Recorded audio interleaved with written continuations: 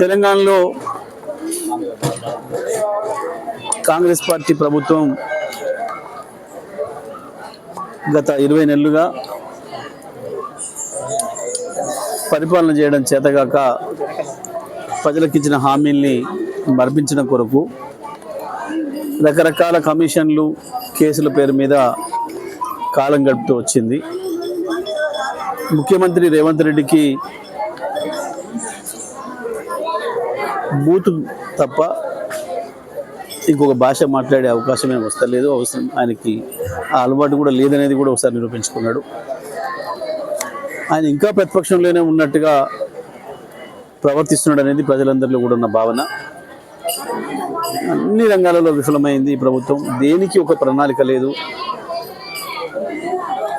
ఏ ఒక్క రంగంలో కూడా ఒక అడుగు ముందుకేసింది లేదు. ఇంకా చాలా రంగాల్లో గత ప్రభుత్వం చేసిన అభివృద్ధిని కుంటుపరుస్తున్నారు, వెనక్కి పడేస్తున్నారు. ఇల్లు కట్టిస్తామని చెప్పి ఇల్లు కూడా కొట్టే కార్యక్రమం మొదలుపెట్టిండ్రు. కొత్త ప్రాజెక్టులు లేకపోగా ఉన్న ప్రాజెక్టులను బంద్ పెట్టి పొలాలను ఎండబెడుతున్నారు. ఈ ప్రభుత్వంలో ఏ ఒక్కటి చక్కగా లేదనేది చాలా స్పష్టంగా తేలిపోయింది 20 నెలల పాలనలో.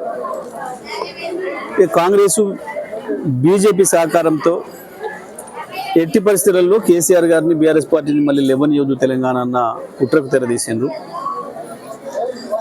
ఈ మధ్యకాలంలో బండి సంజయ్ అని ఆయనకు కొత్త పల్లె అందుకున్నాడు. రేవంత్ రెడ్డి సరిగా చేయలేకపోతున్నాడు, కేసీఆర్ను అరెస్ట్ చేయలేకపోతున్నాడు, బీఆర్ఎస్ నాయకులను జైల్లో పెట్టలేకపోతున్నారు. మా ఢిల్లీకి అప్పచెప్పుని మేము చేస్తాము అని చెప్పేసి మాట్లాడుతున్నాడు. అంటే ఇవాళ జాతీయ ప్రభుత్వాన్ని ఏలుతున్న పార్టీ, రాష్ట్ర ప్రభుత్వాన్ని ఏలుతున్న జాతీయ పార్టీ, ఈ రెండు పార్టీలకు కూడా శత్రువు కేసీఆరే అనేది చాలా స్పష్టంగా అర్థమవుతుంది తెలంగాణ ప్రజలకి. అంటే దీని అర్థం రేపటి తెలంగాణ కేసీఆర్దే అని, రేపటి తెలంగాణ బీఆర్ఎస్ పార్టీదే అని, మళ్ళీ ప్రగతి ప్రభుత్వం రాబోతుందని ప్రజలకు అర్థమవుతూ ఉంది. ఆ నాయకులకు కూడా అర్థమవుతుంది. ఇక రేవంత్ రెడ్డి భాష గురించి, బండి సంజయ్ భాష గురించి చెప్పాలంటే, స్ట్రీట్ ఫెలోస్ ఏమో స్టేట్ లీడర్లు అయ్యారు. దురదృష్టవశాత్తు గల్లీ నాయకులకు ఏకగ్రీవంగా ఏకాఏకిన ఢిల్లీ ప్రమోషన్ వచ్చింది.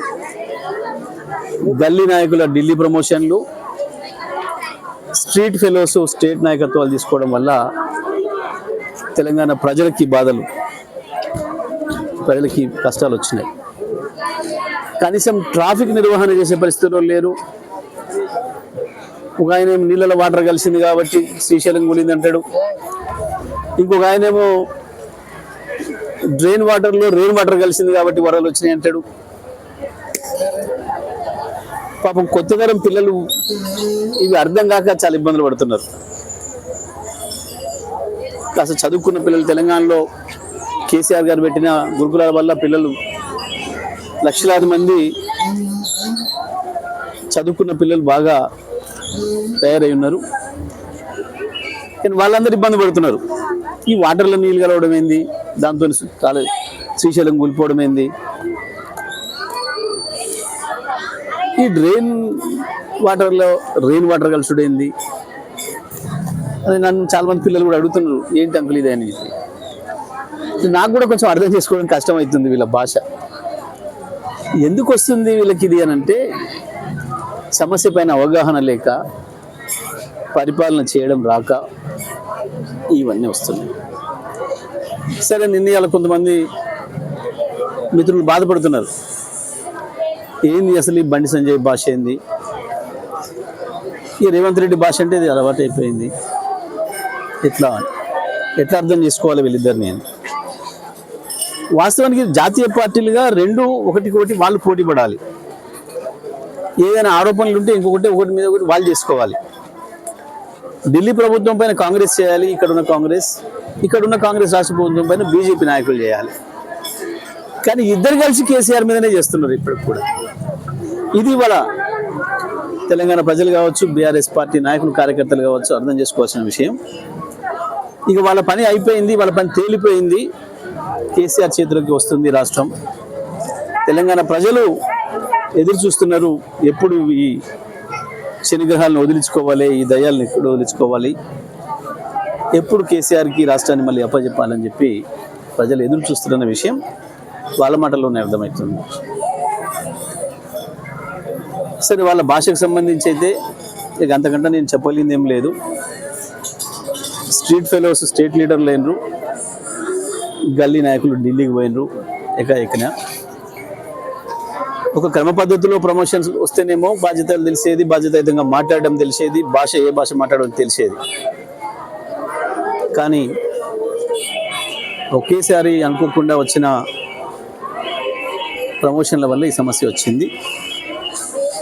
తప్పదు, తెలంగాణ ప్రజలు పాపం ఓటేసి గెలిపించినందుకు భరించాల్సిన పరిస్థితిలో ఉన్నారు. వాళ్ళు ఏ స్థాయికి దిగజారి మాట్లాడినా, వాళ్ళ భాష ఏదున్నా, మేము మాత్రం మా పద్ధతి మార్చుకోం, మా భాష మార్చుకోం. వాళ్ళు ఏ భాష ప్రజలకు అర్థం కాని భాష మాట్లాడినా మేము మాత్రం ప్రజలకు అర్థమయ్యేటట్టే చెప్తాం, ప్రజలకు అర్థమయ్యే భాషలోనే మాట్లాడతాం. నాయకులుగా మా బాధ్యత కేసీఆర్ చెప్పిన ఆ పద్ధతిలో నేను మాట్లాడతాను. సరే, ఈ చేరికలు గిరికలు ఇవన్నీ కూడా పాపం అంటే బీజేపీ స్థాయిని తెలియజేస్తున్నాయి. ఎవరో ఒకరిని మాజీ ఎమ్మెల్యేని పట్టుకొని ఇంకోరిని పట్టుకొని జాయిన్ చేసుకోవడం వల్ల ఏదో పార్టీ పెరుగుతుంది, ఓట్లు వస్తాయి అనుకుంటే మీ భ్రమ. అయిపోయింది, మోడీ పని కూడా ఒడిచిపోయింది. వాస్తవానికి మోడీ మొన్ననే ఓడిపోయిండు, 2024 పార్లమెంట్ ఎన్నికల్లోనే ఓడిపోయిండు. ఇవాళ ఆక్సిజన్తో నడుపుతున్నది, ఇతరులు ఆక్సిజన్ ఇస్తే నడుపుతున్నాడు. మళ్ళీ ఎలక్షన్ల వరకు, ఎందుకంటే ఈ దేశానికి ఒక పైసా పనిచేసింది లేదు కాబట్టి ప్రజలు అర్థం చేసుకున్నారు. ఎంతసేపు దేవుళ్ళ పేర్లు దయాల పేర్లు చెప్పి నడిపిస్తాం, భయపెట్టిస్తాం ప్రజల్ని అని అనుకుంటే ఇక సాధ్యం కాదు. ప్రజల ఆకలి ముందు, ప్రజలకు ఇచ్చిన హామీల ముందు మీ మోసం మాటలు ఏం నిలబడవు. రాజకీయాలలో సమాధానం లేని వాళ్ళు, తప్పించుకోవాలనుకున్న వాళ్ళు మాత్రమే ఈ గుళ్ళు ప్రమాణాలు మాట్లాడతారు. ఈ రేవంత్ రెడ్డి, బండి సంజయ్ల గుళ్ళ ప్రమాణాలు మనం చాలా చూసినాం. డేట్లు తారీఖులు పెట్టిండు, అన్ని పెట్టిండు, దస్తావేజులు ఇచ్చిండ్రు, అన్ని చేసిండ్రు, దేవుళ్ళ మీద ప్రమాణాలు చేసి చివరికి ఏం చేశారో మనకు తెలుసు. అస్సలు దేవుళ్ళ మీద విశ్వాసం లేని వాళ్ళు ఎవరు ఉన్నారంటే వాళ్ళే. ఈ దేవుళ్ళ గురించి ఎక్కువ మాట్లాడేటోళ్ళే దేవుళ్ళ మీద విశ్వాసం లేని వాళ్ళు. వీళ్ళు ఉంటే అట్లా మాట్లాడారు. వాస్తవానికి వస్తాడా బండి సంజయ్, పొమ్మని ఏ గుడికి పోయి పిల్లలు తీసుకొని పోయి, ఆయనకు మా పిల్లలు ఎంతమంది ఉన్నారో వాళ్ళు మనవరాలు ఉన్నారో తీసుకొని పోయి ప్రమాణం చేయమని కేటీఆర్ చేయించిండు అని చెప్పి, కేటీఆర్ఏ ఈ ట్యాపింగ్ చేయించిన ప్రమాణం చేయమంటే బండి సంజయ్ చూద్దాం. ఎందుకు చెత్త మాటలు, చెత్త ముచ్చట్లు? ఏదైనా ఉంటే బాధ్యత అయితే ఉండాలి, బాధ్యత మాటలు ఉండాలి తప్ప ఈ చిల్లర మాటలు, బూతు మాటలతోని ప్రజల కడుపులు నిండవు. ఇది రాజకీయాల్లో పనికొచ్చే కాదు.